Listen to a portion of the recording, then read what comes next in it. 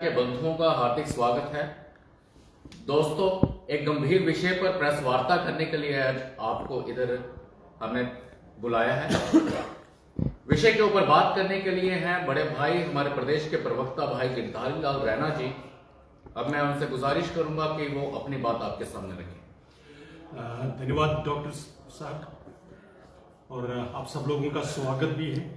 आज जिस विषय पर हम बात कर रहे हैं वो है, अभी अभी सरकार की तरफ से असेंबली में एक विषय पर बड़ी चर्चा हुई और कुछ फैक्ट्स का मिसरिप्रेजेंटेशन भी हुआ। ऐसा विषय है विस्थापित समाज को लेकर, कश्मीर से जो डिस्प्लेस्ड कम्युनिटी है, जिनको एक गलत तरीके से एपिथेट दिया गया है कश्मीरी माइग्रेंट्स का, तो उस विषय पर उसको जब ध्यान में करते हैं तो बड़ी बातें की गई कि भाई इनको वापस ले जाना चाहिए, उनके बाज़ाब्तारी, उनका रिहैबिलिटेशन रिटर्न, और उसके बारे में बड़े दुख और दर्द के साथ बातें की। स्वागत है अगर सचमुच में किसी के मन में ये बात हो, लेकिन क्या सिर्फ ये कहने से, ये शब्दों की एक लिप सर्विस करने से क्या कश्मीर का विस्थापित समाज वापस घर चला जाएगा? भारतीय जनता पार्टी का मानना है कि ऐसा नहीं हो सकता है। इसके लिए आपको एक सीरियस, कॉम्प्रिहेंसिव और एक सिर्फ कॉस्मेटिक एक ऐसा दिखावा नहीं करना पड़ेगा। आपको एक कॉम्प्रिहेंसिव स्ट्रेटजी, एक प्लानिंग करनी पड़ेगी, और सबसे बड़ी जो उसकी बात होगी वो होगी इस समाज के नेतृत्व के साथ, लीडरशिप के साथ बातचीत करना, उनकी दुख दर्द को समझना, उनके अप्रेहेंशंस को समझना, उनके एस्पिरेशंस को समझना, और उसके हिसाब से प्लानिंग करना कि वापसी क्या है। एक दूसरा विषय आ गया पॉलिटिकल माइग्रेंट्स की, जिनकी कुछ लोगों की शायद राशन कार्ड बंद है, ऐसा वो विषय बड़े जोर शोर से गया, बल्कि वो वास्तव में ज्यादा प्रायोरिटी वाला इश्यू बन गया। हम मानते हैं कि ये जो पॉलिटिकल माइग्रेंट्स और जो ये विस्थापित समाज, खासकर जो माइनॉरिटी कम्युनिटी को बिलोंग करते हुए ऐसे जिन लोगों को उजाड़ा गया, जो अपरूट हुए हैं उनमें, और जो पॉलिटिकल माइग्रेंट्स या जो सीजनल माइग्रेंट्स सर्दियों में आते हैं, गर्मियों में वापस चले जाते हैं, उनको दोनों को अंतर करना पड़ेगा।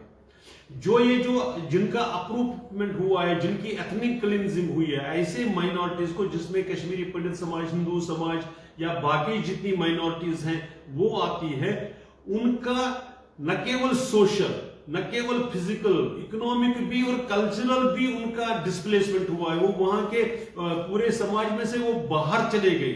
आज नाम मात्र के लिए कुछ परिवार वहां रहते हैं। तो इसलिए जब इनकी वापसी की आप बात करते हैं तो इसमें एक कंप्रिहेंसिव प्लानिंग करके, जो इसमें से नियम कानून, चाहे देश में चाहे अंतरराष्ट्रीय लेवल पर जो देश नियम कानून उसके बने हुए हैं, उनके अनुसार इनके साथ बातचीत करते हुए, ताकि दोबारा कभी ऐसे दुर्भाग्यपूर्ण स्थिति ना आ जाए, इस प्रकार की व्यवस्था करनी पड़ेगी। व्यवस्था करनी पड़ेगी कि जो उनकी जमीनें, इमूवेबल प्रॉपर्टी पर जो कब्जा हुआ है, जो नाजायज कब्जे हुए हैं, उनको कैसे आप खाली करवाएंगे। आपको निश्चित करना पड़ेगा कि वो किसी आर्थिक दृष्टि से या और किसी कारण से इनका दोबारा विस्थापन ना हो। इन सारी चीजों को आपको करना पड़ेगा।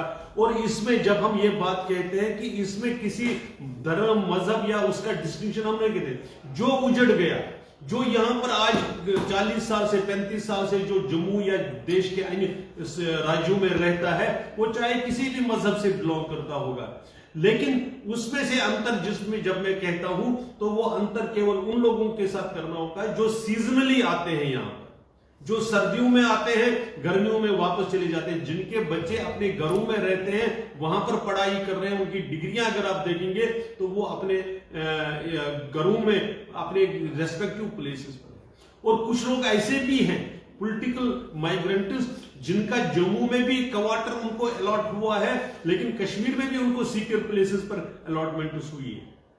मैं उनकी तरफ से अभी कुछ उसको नहीं करके, हम जो ये विस्थापित समाज है, जिसके बारे में चर्चा तो खूब होती है, लेकिन उनके बारे में जब आपको स्ट्रेटजी बनानी पड़ती है, जब प्लानिंग बनते हैं, तो उस वक्त आपके जो काम है वो अधूरा पड़ता है, वो रह जाता है, उसमें आप आगे बढ़ नहीं रहे हैं। तो इसलिए आज हम ये इस विषय को रेड फ्लैग करते हुए, इसके बारे में ये करते हुए सरकार से डिमांड करते हैं एक तो पहले जो रिलीफ ऑर्गेनाइजेशन है उसको अपडेट करना पड़ेगा, उसको एक तरीके से ओवरऑलिंग उसको करनी चाहिए इन आवश्यकताओं को पूरा करने के लिए, क्योंकि फॉर ऑल प्रैक्टिकल पर्पसेस विस्थापित समाज के लिए जो भी सरकार के साथ इंटरफेस है, जो सरकार के साथ कोई भी लिंक अगर है तो वो रिलीफ ऑर्गेनाइजेशन के माध्यम से है। तो रिलीफ ऑर्गेनाइजेशन को इतना सक्षम बनाना पड़ेगा कि वो विस्थापित समाज की हर प्रकार की समस्याओं का वो निपटारा कर सके, उसको आगे सरकार के साथ हैंडल कर सके। अभी हम उसमें से काफी लैकुना देखते हैं, कमियां देखते हैं। उदाहरण के तौर पर बहुत समाज का बहुत बड़ा हिस्सा आज अपने गांवों में जाकर मंदिर और जो धर्मस्थल है, जो या शमशान भूमि है जहां एनक्रोचमेंट के बारे में चर्चा चलती है, तो वहां पर कोशिश करते हैं, लेकिन उसमें जिस प्रकार का सपोर्ट चाहिए था वो नहीं मिल रहा है। इसी प्रकार से बाकी चाहे कितनी ही इश्यूज हैं, इन सारी चीजों को भी हम ये कर रहे हैं कि डिमांड कर रहे हैं कि इसको पूरी तरह से ये की जाए, और सरकार अपनी तरफ से अगर सुझाव ही देना हो तो जैसे वहां पर जो अगर जब आप विस्थापन के समाप्त करके वापस ले जाने की बात कर रहे हैं तो कश्मीर की जो सामाजिकता है, जो मिलियू है वहां का, उसके साथ रीइंटीग्रेशन करना है, तो उसमें जो दिक्कतें आ रही है उसको आप एड्रेस कैसे करते हैं। हमारा एक सुझाव उसमें यह भी है कि नई पीढ़ी को जिसके साथ समाज को रहना है उनको भी उसके साथ सेंसिटाइज किया जाए। क्यों ऐसा नहीं हो सकता है कि वहां के जो कैरिकुलम है, जो बच्चे हैं, उनको बताया जाए कि 90 में क्या हुआ था, कैसे यहां पर एक समाज को बाहर उधेड़ा गया, उजाड़ा गया, तो उनकी वापसी के लिए कैसे संभव, तो ताकि वो सेंसिटाइज हो, ताकि उनको भी ध्यान में आ जाए कि समाज, क्योंकि 40 साल में कई पीढ़ियां बदल जाती है, इसलिए ये सारी चीजों को ध्यान में रखकर हमने आज इस प्रेस वार्ता का आयोजन किया था। आप सब लोग आए, उसके लिए धन्यवाद। कोई प्रश्न होगा? रैना साहब, 2-3 सवाल उठे हैं। एक तो असेंबली में एक सवाल उठा था कि पॉलिटिकल जो लोग हैं उनको भी जो है इसमें कैटेगरी में लाया जाए, क्योंकि उन्होंने भी उनका जो है मिलिटेंसी का उत्पीड़न हुआ है उनको, उनके साथ भी, क्योंकि जो भी हिंदुस्तान की बात करेगा उसका उत्पीड़न होगा, चाहे वो सिख है, चाहे हिंदू है, चाहे मुसलमान है। ये जरूरी नहीं है कि एक ही समुदाय के लोगों को मारा गया, उसमें ही मुसलमान भी मारे गए हैं, सिख भी मारे गए हैं, और भी जो गैर कश्मीरी हैं वो भी मारे गए हैं। तो उनका असेंबली में ये था कि उनको भी उसी कैटेगरी में ला जाए। क्या कहेंगे? नहीं, वो पहले से है, रजिस्टर्ड है। हम क्या कह रहे हैं, देखिए उसमें भी 2 किस्म है। एक जो वास्तविक में पीड़ित है, हम उसमें से जो पीड़ित है उसमें किसी भी मजहब का, कलर का, जेंडर का कोई डिस्क्रिमिनेशन नहीं चलेगा। जो भी होगा, चाहे वो किसी भी समुदाय से हो, उसका जो भी सुविधाएं हैं या जो भी थोड़ा बहुत रिलीफ मिल रहा है, उनको उसका हक बनता है, उनको मिलना ही चाहिए। लेकिन एक कैटेगरी बीच में से उभर कर आई है जो अपने को तो पॉलिटिकल कहते हैं, रहते सीजनली यहां पर, उनका जम्मू में एड्रेस कहीं नहीं है, या अगर रहते हैं तो वो उस पर मिलते नहीं है।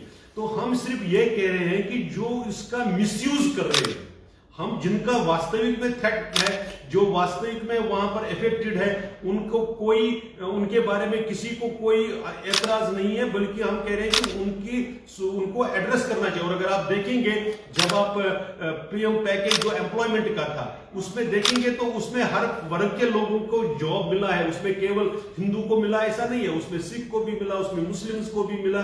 तो इसलिए उसमें कोई डिस्टिंक्शन, भारतीय जनता पार्टी भी उसको एक्सेप्ट नहीं करती है, हर एक को मिलना चाहिए। लेकिन जो मिसयूज कर रहा है उसको देखना चाहिए। जो रहता घरों में है, जो इसमें किसी और कारण से इसको अपने यहां पर रजिस्टर करके रखा हुआ है, हम सिर्फ उनकी बात कर रहे हैं। उनको अलाउ नहीं करना चाहिए कि जो वास्तविक पीड़ित है उनकी बेनिफिट्स को, या उनको जो थोड़ी बहुत कंसेशन मिलती है उनका वो स्टील ना करे, चुराए ना, उनके बेनिफिट्स को चुराए। एक सवाल आपने कहा है कि जो कब्जे में है, जो कश्मीरी पंडितों की जो प्रॉपर्टी है, वो उसका इंक्रोचमेंट कर लिया दूसरे किसी और ने।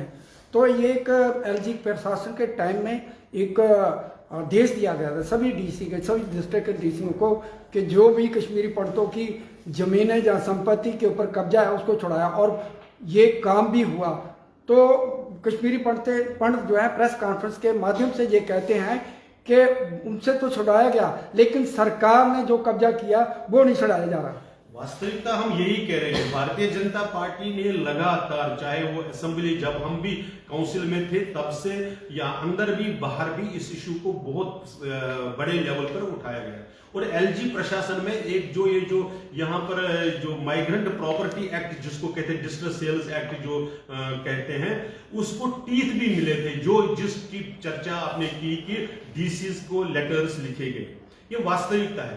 लेकिन वहां पर क्या है कि ब्यूरोक्रेसी कहिए या समाज में एक ऐसा तबका है जो उसमें से सरकार के ऊपर उठा दिया सवाल। सर मैं वही तो कह रहा हूँ, तो पूरा करने दीजिए। उसमें से क्या हो रहा है कि जो अधिकारी है रेवेन्यू के, या जो वो कहते हैं जी हमने नंबरदार के हवाले कर दिया, उससे जिसकी वो जमीन है, जो उसका वास्तविक मालिक है, उसे क्या बेनिफिट है? अगर नंबरदार के हवाले कर दिया, उससे तो जमीन वापस नहीं आई ना। ये एक बात। दूसरी बात, जो खासकर शुरुआत के सालों में, चाहे वो 90 का दशक हो, जो 2000 से 2010 जो दशक है, उसमें सरकार की डिपार्टमेंट्स ने बहुत सी जगहों पर समाज से पूछे बगैर उन जगहों पर कोई पब्लिक यूटिलिटी के नाम पर भी एनक्रोचमेंट किया। हमारा यह कहना है कि ये धार्मिक स्थानों की जगह है, आप इसको ऐसे नहीं ले लिया। अगर प्राइवेट भी किसी प्रॉपर्टी है, उसको या तो वापस ले लीजिए, या जब आप डिस्ट्रेस सेल बोलते हैं तो डिस्ट्रेस सेल को डिफाइन करके उसका जो वास्तविक मालिक है उसको उसका लाभ या उसका जो भी उचित मुआवजा है वो मिलना चाहिए। लास्ट क्वेश्चन, अभी हाल ही में अधिकार रैली निकली और उसमें कहा है कि कश्मीरी पंडितों को होमलैंड चाहिए तभी वापसी होगी, इसके ऊपर आप क्या कहेंगे? चाहे जनता पार्टी जम्मू कश्मीर को सब भारतवासियों का होमलैंड ही मानती है। हम किसी भी उस आधार, चाहे धार्मिक आधार हो या भाषा के आधार पर पुनः विभाजन का विरोधी है।